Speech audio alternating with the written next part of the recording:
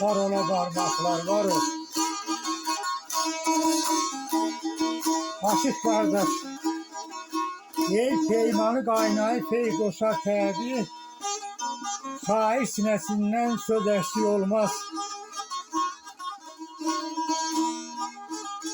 Cennet gülşəsidir Azərbaycanın bulaqlar gözündən söz eşi olmaz.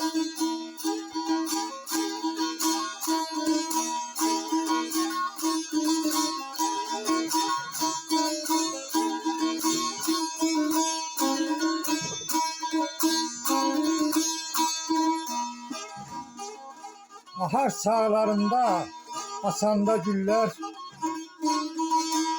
gelip dəstə bağlar xınalı eller.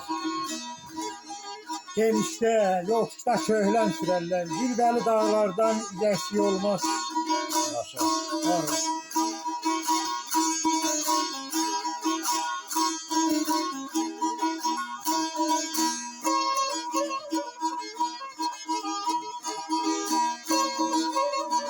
Nalə Qaradağdan boylanıp baxar, ben hündür zirvədə sağlayar, çaxar.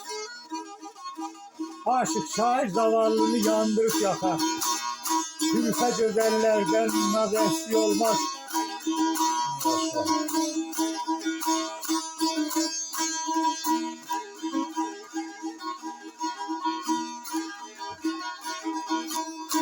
Alından bir aylı xırdalıyım.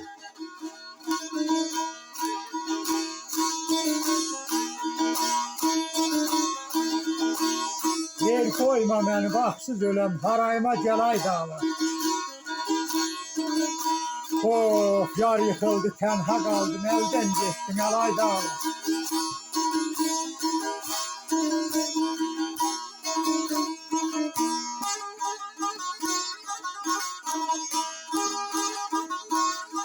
Lale nergis, ya kızıl gül,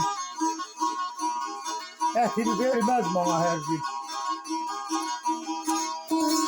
Sustu getdi şeyda bülbül nəğmə demez, ilay dağlar.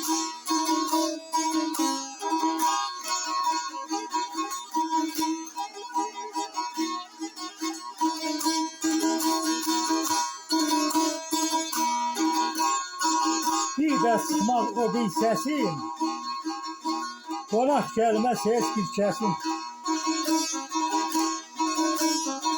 Oyalanmaz eşq həvəsim keçsən isə ilay dağlar.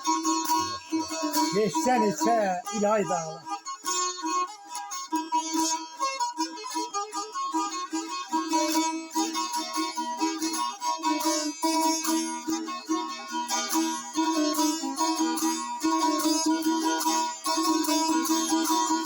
Bir zavallı Heydərdə daldı.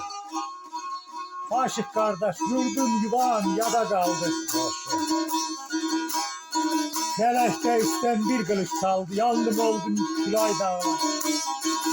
Yandım oldum Külay Dağlar.